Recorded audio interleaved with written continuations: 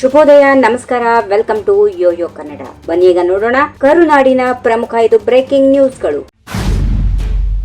ಬೆಂಗಳೂರು ಕಾಲ್ತುಳಿತ ದುರಂತಕ್ಕೆ ಸಂಬಂಧಪಟ್ಟಂತೆ ಸಿಎಂ ಸಿದ್ದರಾಮಯ್ಯ ಡಿಸಿಎಂ ಡಿಕೆ ಶಿವಕುಮಾರ್ ವಿರುದ್ಧ ಸ್ನೇಹಮಯಿ ಕೃಷ್ಣ ದೂರು ನೀಡಿದ್ದಾರೆ. ಸ್ನೇಹಮಯಿ ಕೃಷ್ಣ ಅವರು ಮುಖ್ಯಮಂತ್ರಿ ಸಿದ್ದರಾಮಯ್ಯ, ಉಪಮುಖ್ಯಮಂತ್ರಿ ಡಿಕೆ ಶಿವಕುಮಾರ್ ಮತ್ತು ಕರ್ನಾಟಕ ರಾಜ್ಯ ಕ್ರಿಕೆಟ್ ಮಂಡಳಿಯ ಪದಾಧಿಕಾರಿಗಳ ವಿರುದ್ಧ ನಿರ್ಲಕ್ಷ್ಯಕ್ಕಾಗಿ ಭಾರತೀಯ ದಂಡ ಸಂಹಿತೆಯ ಸೆಕ್ಷನ್ 106 ಇದರ ಅಡಿಯಲ್ಲಿ ಪ್ರಕರಣ ದಾಖಲಿಸಲು ಕಬ್ಬನ್ ಪಾರ್ಕ್ ಪೊಲೀಸ್ ಠಾಣೆಯಲ್ಲಿ ದೂರು ದಾಖಲಿಸಿದ್ದಾರೆ ಎನ್ನಲಾಗಿದೆ. ಚಿನ್ನಸ್ವಾಮಿ ಸ್ಟೇಡಿಯಂನಲ್ಲಿ ಭೀಕರ ಕಾಲ್ತುಳಿತ ಪ್ರಕರಣದಲ್ಲಿ 11 ಜನರು ಸಾವನ್ನಪ್ಪಿದ್ದಾರೆ, ಹಲವಾರು ಜನ ಗಾಯಗೊಂಡಿದ್ದಾರೆ. ಗಾಯಾಳುಗಳಲ್ಲಿ ಇಬ್ಬರ ಸ್ಥಿತಿ ಗಂಭೀರವಾಗಿದೆ. ಬೌರಿಂಗ್ ಆಸ್ಪತ್ರೆಯಲ್ಲಿ ಸದ್ಯ 9 ಜನರು ದಾಖಲಾಗಿದ್ದು, ಅವರಲ್ಲಿ ಇಬ್ಬರ ಸ್ಥಿತಿ ಚಿಂತಾಜನಕವಾಗಿದೆ. ಈ ಹಿನ್ನೆಲೆಯಲ್ಲಿ ಇಬ್ಬರಿಗೆ ಟಿಬಿಯಾ ಸರ್ಜರಿ ಮಾಡಲು ವೈದ್ಯರು ನಿರ್ಧರಿಸಿದ್ದಾರೆ.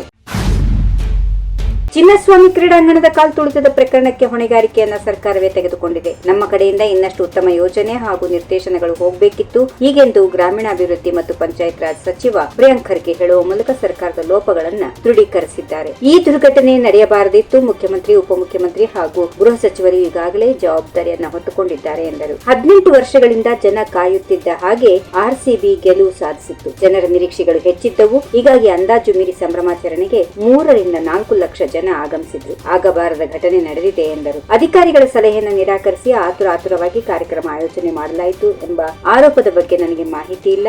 ಯಾರು ಸಲಹೆ ಕೊಟ್ಟಿದ್ದಾರೋ ಗೊತ್ತಿಲ್ಲ. ಸರ್ಕಾರವಂತೂ ಕೇಂದ್ರ ಸರ್ಕಾರದಂತೆ ನುಣುಚಿಕೊಳ್ಳುವ ಪ್ರಯತ್ನ ಮಾಡುತ್ತಿಲ್ಲ. ಜವಾಬ್ದಾರಿಯನ್ನ ಹೊತ್ತುಕೊಂಡಿದ್ದೇವೆ, ಜನರ ಬಳಿ ಕ್ಷಮೆ ಕೇಳಿದ್ದೇವೆ, ಮುಂದೆ ಯಾವ ರೀತಿಯ ಎಚ್ಚರಿಕೆ ವಹಿಸಬೇಕೆಂಬುದರ ಬಗ್ಗೆ ಗಮನ ಹರಿಸುತ್ತೇವೆ ಎಂದು ಹೇಳಿದರು. ಬಿಜೆಪಿ ಹೆಣದ ಮೇಲೆ ರಾಜಕೀಯ ಮಾಡುತ್ತಿದೆ. ಪೊಲೀಸರು ಮುಂಜಾಗ್ರತಾ ಕ್ರಮವಾಗಿ ತೆರೆದ ವಾಹನ ಮೆರವಣಿಗೆಯನ್ನ ರದ್ದುಗೊಳಿಸಿದ ನಿರ್ಧಾರವನ್ನ ಇದೇ ವಿರೋಧ ಪಕ್ಷಗಳ ಟೀಕೆ ಮಾಡಿದ್ದು, ಈಗ ಸರ್ಕಾರದ ಮೇಲೆ ಆರೋಪ ಮಾಡುತ್ತಿವೆ ಎಂದು ಡಿಸಿಎಂ ಡಿಕೆ ಶಿವಕುಮಾರ್ ತಿಳಿಸಿದರು. ಕಾಲ್ತುಳಿತದ ಸಾವುಗಳಿಗೆ ಸರ್ಕಾರವೇ ಹೊಣೆ ಎಂಬ ವಿರೋಧ ಪಕ್ಷಗಳ ಟೀಕೆಯ ಬಗ್ಗೆ ಹೇಳಿದಾಗ, ಇಷ್ಟು ದೊಡ್ಡ ಪ್ರಮಾಣದಲ್ಲಿ ಜನ ಸೇರುತ್ತಾರೆ ಎಂದು ಯಾರು ನಿರೀಕ್ಷೆ ಮಾಡಿರಲಿಲ್ಲ. ಜನದಟ್ಟಣೆ ಹೆಚ್ಚಾದ ಪರಿಣಾಮ ನಾವು 2 ತಾಸುಗಳ ಕಾಲ ಮೆಟ್ರೋ ಸಂಚಾರವನ್ನ ನಿಲ್ಲಿಸಿದ್ದೆವು. ಇಷ್ಟೆಲ್ಲ ಮಾಡಿದ್ರೂ ಬಿಜೆಪಿ ಇದರಲ್ಲಿ ರಾಜಕಾರಣ ಮಾಡುತ್ತಿದೆ ಎಂದರು. ರಾಜ್ಯದಲ್ಲೇ ದೊಡ್ಡ ಜಿಲ್ಲೆಯಾಗಿರುವ ಬೆಳಗಾವಿ ಜಿಲ್ಲೆಯನ್ನ ಆಡಳಿತಾತ್ಮಕ ದೃಷ್ಟಿಯಿಂದ ವಿಭಜನೆಗೊಳಿಸಿ 3 ಜಿಲ್ಲೆಯನ್ನಾಗಿಸಬೇಕಿದೆ. ಬೆಳಗಾವಿ, ಚಿಕ್ಕೋಡಿ ಮತ್ತು ಗೋಕಾಕನ್ನ ಜಿಲ್ಲೆಯನ್ನಾಗಿ ಘೋಷಿಸಬೇಕು. ಜಿಲ್ಲಾ ವಿಭಜನೆ ಘೋಷಣೆಯನ್ನು ಯಾವ ಸಂದರ್ಭದಲ್ಲಾದರೂ ಘೋಷಣೆ ಮಾಡಬಹುದು ಎಂದು ಸಚಿವ ಸತೀಶ್ ಜಾರಕಿಹೊಳಿ ತಿಳಿಸಿದ್ದಾರೆ. ಬೆಳಗಾವಿ ಜಿಲ್ಲೆಯನ್ನ ವಿಭಜಿಸಿ 3 ಜಿಲ್ಲೆಯನ್ನಾಗಿ ಮಾಡಿದರೆ ಯಾವುದೇ ಸಮಸ್ಯೆ ಇಲ್ಲ. ಈ ನಿಟ್ಟಿನಲ್ಲಿ ಸರ್ಕಾರ ನಿರ್ಧರಿಸಬೇಕು ಎಂದರು. ಎಐಸಿಸಿ ಅಧ್ಯಕ್ಷ ಮಲ್ಲಿಕಾರ್ಜುನ್ ಖರ್ಗೆ ಅವರನ್ನ ಭೇಟಿ ಮಾಡುವುದರಲ್ಲಿ ಯಾವುದೇ ವಿಶೇಷ ಏನೂ ಇಲ್ಲ. ಸೌಹಾರ್ದಯುತವಾಗಿ ಅವರನ್ನ ಭೇಟಿ ಮಾಡಿದ್ದೇನೆ ಅಷ್ಟೇ ಎಂದು ಮಹಿಳಾ ಮತ್ತು ಮಕ್ಕಳ ಅಭಿವೃದ್ಧಿ ಇಲಾಖೆ ಸಚಿವೆ ಲಕ್ಷ್ಮೀ ಹೆಬ್ಬಾಳ್ಕರ್ ಸ್ಪಷ್ಟಪಡಿಸಿದ್ದಾರೆ.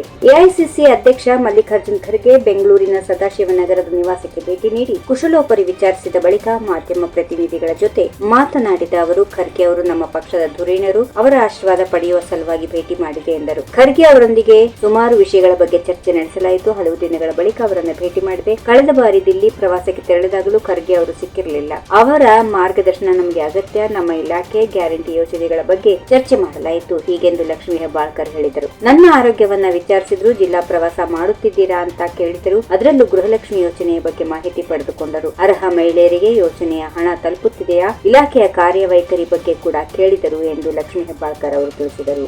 If you like this video, ಬೇಗ ಲೈಕ್ ಮಾಡಿ, ಕಾಮೆಂಟ್ ಮಾಡಿ, ಶೇರ್ ಮಾಡಿ ಹಾಗೂ ಯೋಯೋ ಟಿವಿ ಕನ್ನಡವನ್ನು ಸಬ್ಸ್ಕ್ರೈಬ್ ಮಾಡಿ.